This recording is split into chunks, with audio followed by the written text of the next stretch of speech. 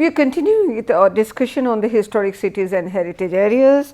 We have been talking about Bologna and how what are the different instruments which have been there, and how the conservation has shifted from monument centric approach to the area based approach and historic cities and districts. We will continue with that.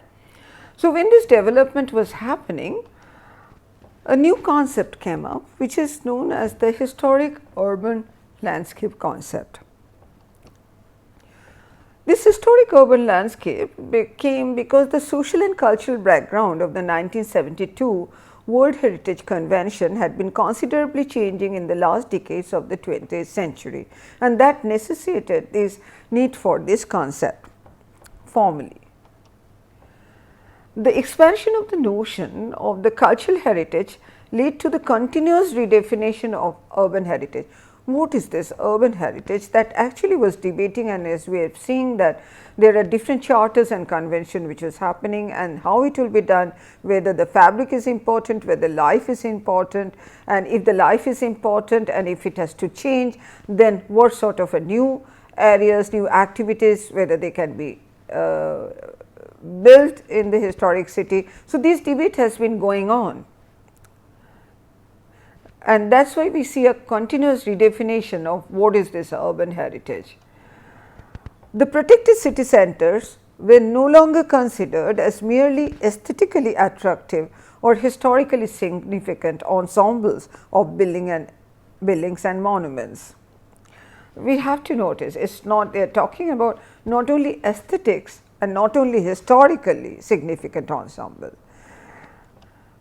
but as social habitats.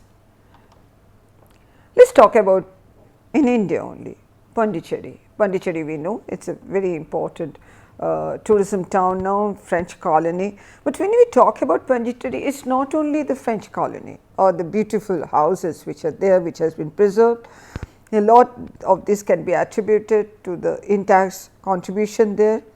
Many of these houses have been changed to the hotels, lodges and other things, but there is also a Tamil quarter which we see here. There is a Tamil quarter which also has been there. This is also part of Pondicherry, and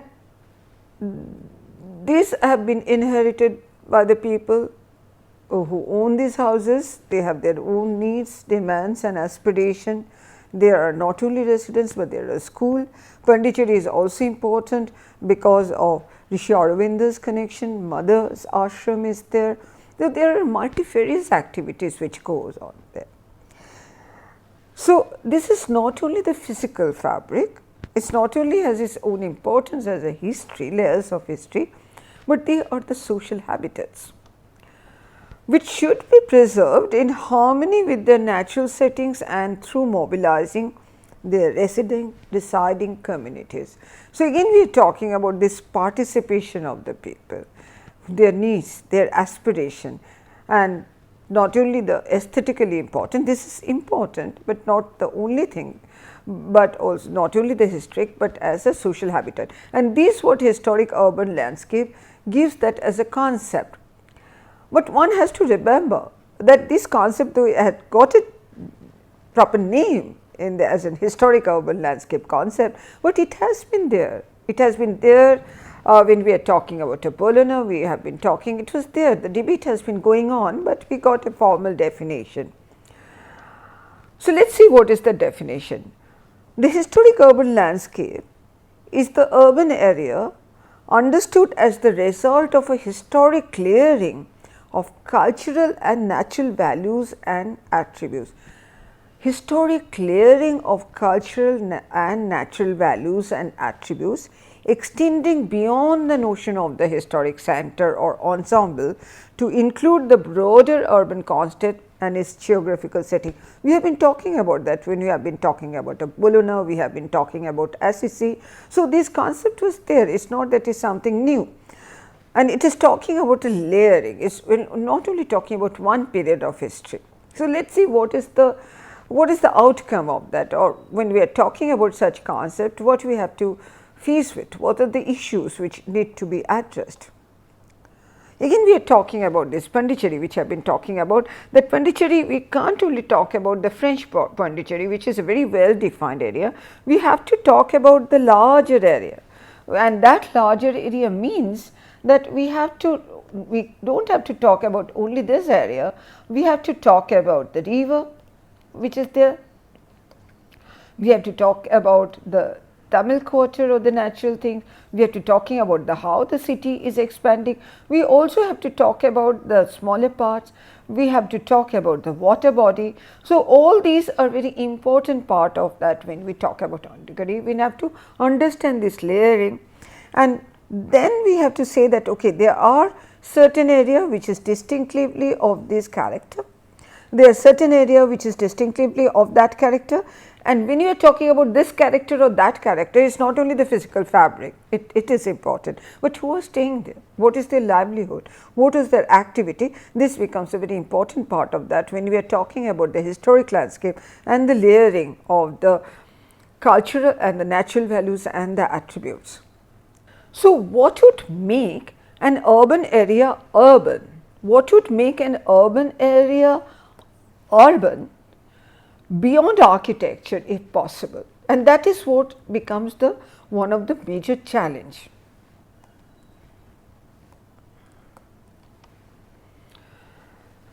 So, when we are talking about the layering of the natural, historical and physical, social economic factors, actually we are talking about the urban dynamics.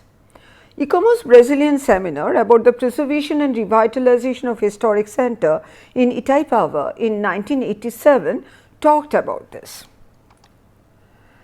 Some of the points which addressed: the city in its totality is a historical entity, dynamic process of successive transformations.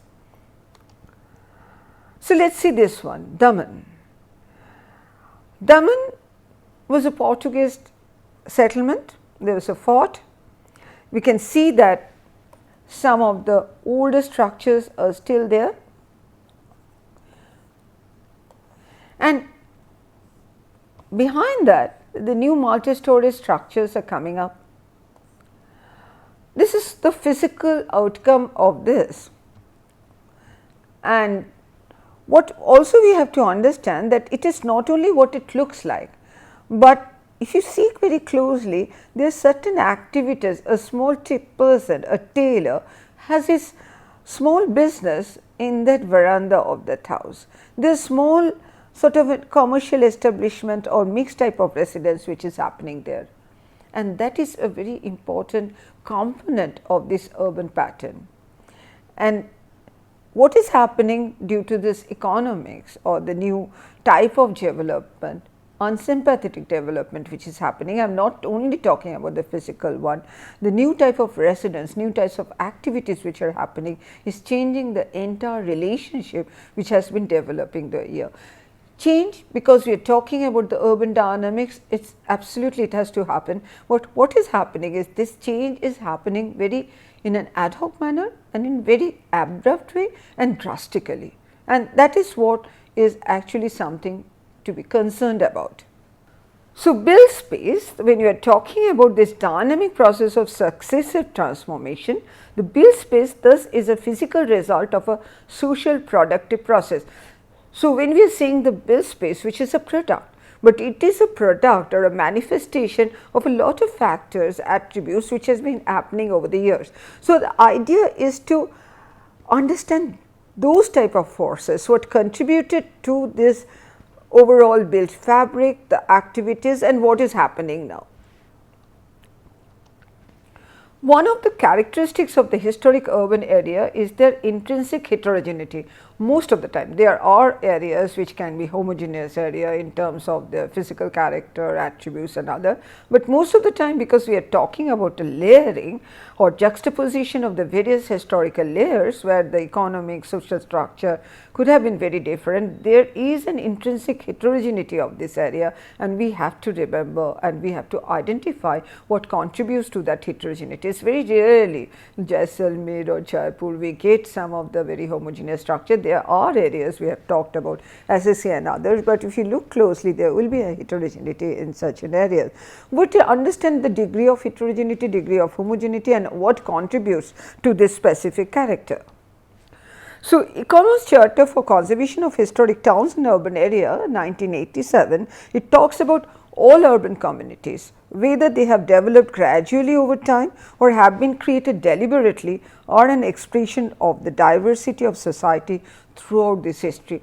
And this diversity, the intrinsic heterogeneity, is in reflection of this diversity. As we have been talking about, some of the areas have been developed gradually. So, we will see the different layers.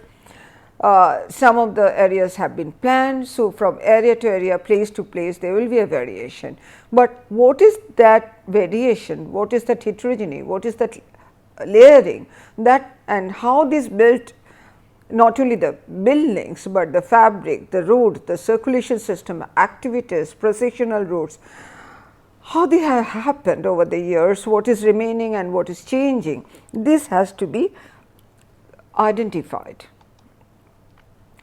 So, what is the definition of an historic urban landscape? What characterizes an historic urban landscape as an urban landscape? The ways in which the built and the open spaces have evolved over time, that is what have been and are the dynamics of evolution. So, we see that this is what we are trying to understand. What is this dynamic of evolution and the resulting patterns of marks left in the area. So, when we are trying to document or understand an historic area, this is our task, that out of the various forces over the years, what is this dynamics of evolution and what are the resulting patterns or marks left in the area. It has given that unique character to that area, and this is what is very important to identify. I am talking about the World Heritage City of Split, Croatia. I will not talk about much detail of that area. It is a World Heritage Site. It is known because there is a very early Roman ruins which have been there, but this area has been developing. There is a small core, historic core, which is a World Heritage Site. And outside that core, I have been once mentioning that area, there are the other developments which are happening. So, you can see there that in this area that this is nothing to do with the core, it is outside the area. So, there have been layers of history. So, what is an urban landscape considered to have been historicized based on the shared recognition of a living entity responding to the needs of population and force of the market. So, we cannot deny the forces of market, but we have to keep it under some sort of a, I will not use the word control, is there are certain regulations that it does not totally disrupt the urban fabric or the unique identity of the places.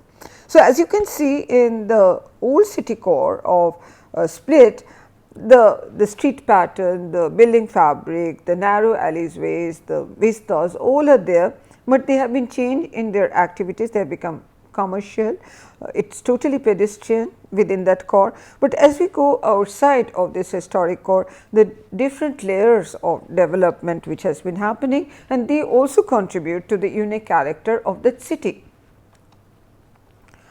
So, also we have to understand when we are talking about the urban landscape, the functional and the visual relationship with its setting, which contributes to its meaning, significance and the values. So, we are talking about also not only the social or economic, but also the functional and visual relationship with the setting. The setting is important, it can be a man-made setting, it can be a natural setting, but again the functional relationship and also the visual relationship are important to understand. Again I am coming back to the definition of the historic urban landscape. What characterizes an historic urban landscape as an urban landscape? We have been talking about that. We are continuing with this. The visual perception of specific qualities in a particular land area, including spatially aesthetic seen in views. So, different view angles, not that everything. So, we have to see the height control or the envelope control, we have to see it from the various view cone as the people are approaching, and the geomorphology of the territory, the contours, it is a flat land, the surrounding areas, all are very important. So, the visual perception has to be understood. layers of history and evolution over time, the traces left by the different generations in response to the challenges offered by the natural environment. So, we must remember that when we are talking about the historic urban landscape, we are trying to talk about the manifestation of the dynamics which has been happening, the evolution which has been happening, and then see that what are the marks left out of that and how it contributes to the unique significance of that historic area. There may be one historic area, there are multiple historic areas, there are the clusters of historic area. So, you have to understand that in totality and think that in terms of the visual perception, think that in terms of the evolution over time, think that in terms of the functional, economic, social linkages.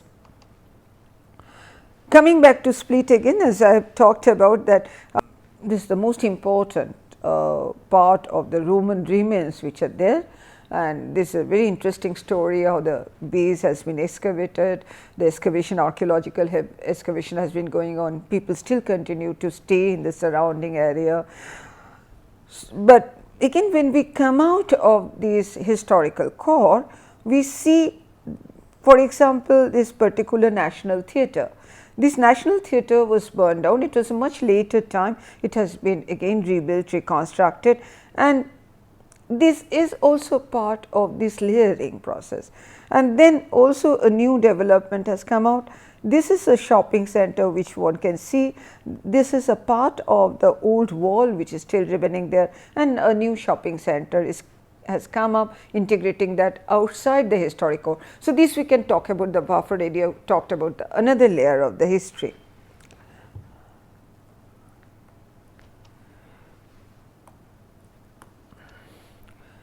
And this to happen, one has to take recourse to the legal and administrative framework. If required, it has to be revised. In any case, the conservation of our heritage, material and immaterial, because we are talking about values, practices, activities, is necessarily based on communication and building of attitude. This is most important.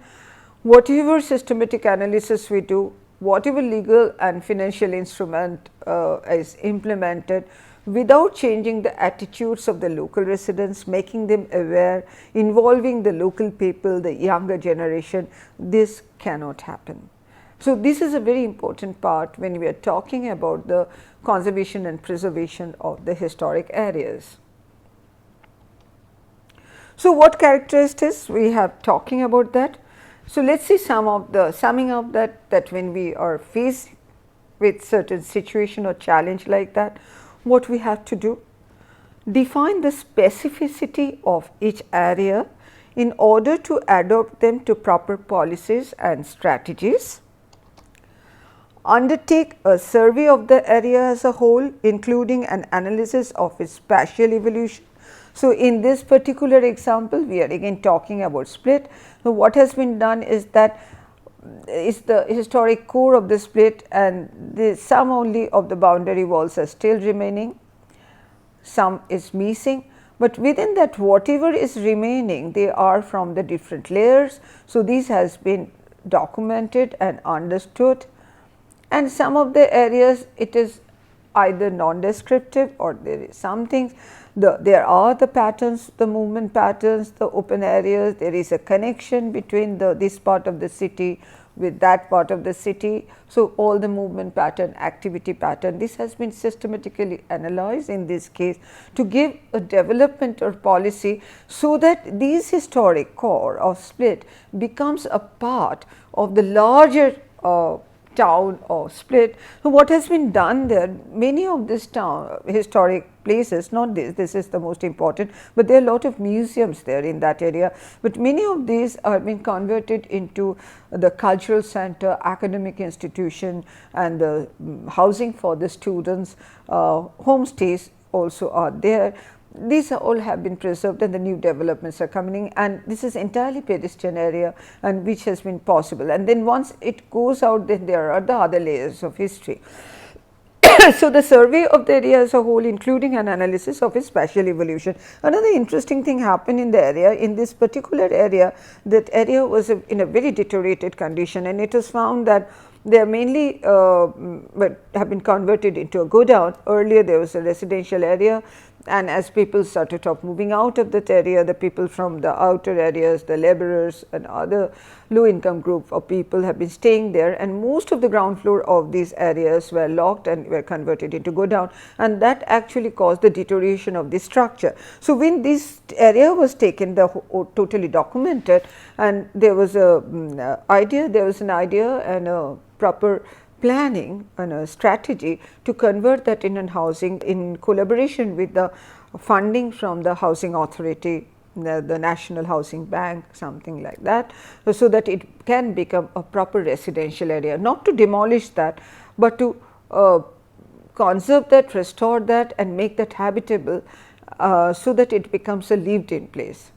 These are very important strategic policies which kept Split the way what we see. Of course, it has become a very well known, very popular tourist destination.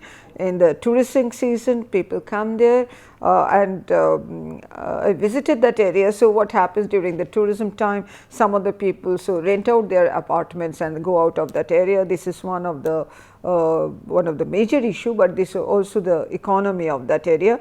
But as a whole, there are new developments. It's not only totally tourism based, there are the cultural institution, academic institution, commercial area. As a whole, we can see that it has become a living, very popular destination and a lived in place.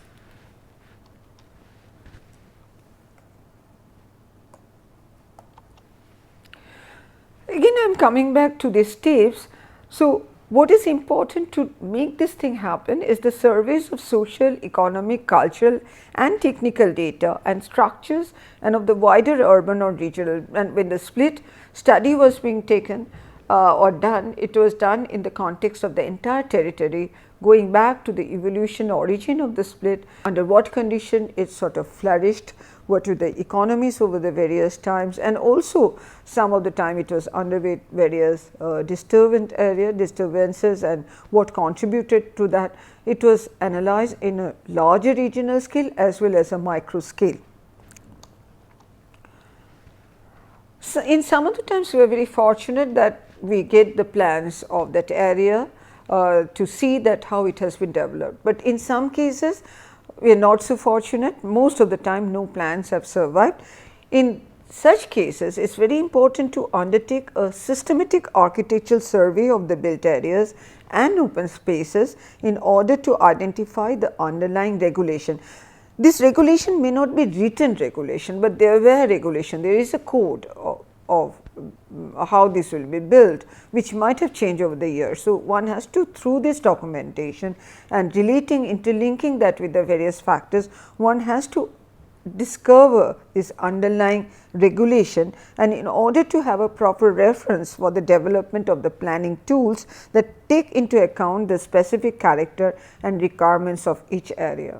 Each and every area is very different, each and every city is very different, and even within a city, each and every area may have their own significance. We have to understand that in terms of again I am saying the various forces and how it has contributed to what we see today.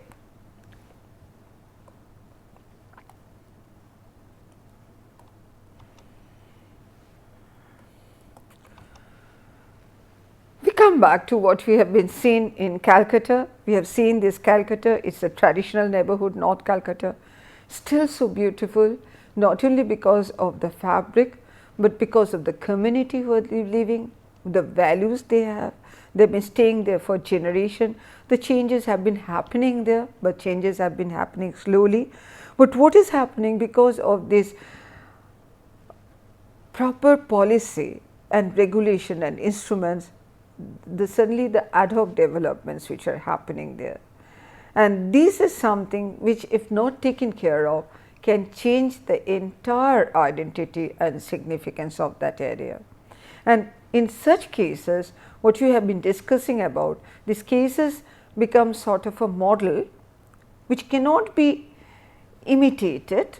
It has to be understood. The steps have to be understood, and then one has to see that in these specific circumstances, what are the legal, financial, administrative tools which are required, and how we can involve the local communities. Very recently, some of the artist groups they are involving the local community, trying to revive the old custom, making them aware of their tradition, making them aware of their own unique identity.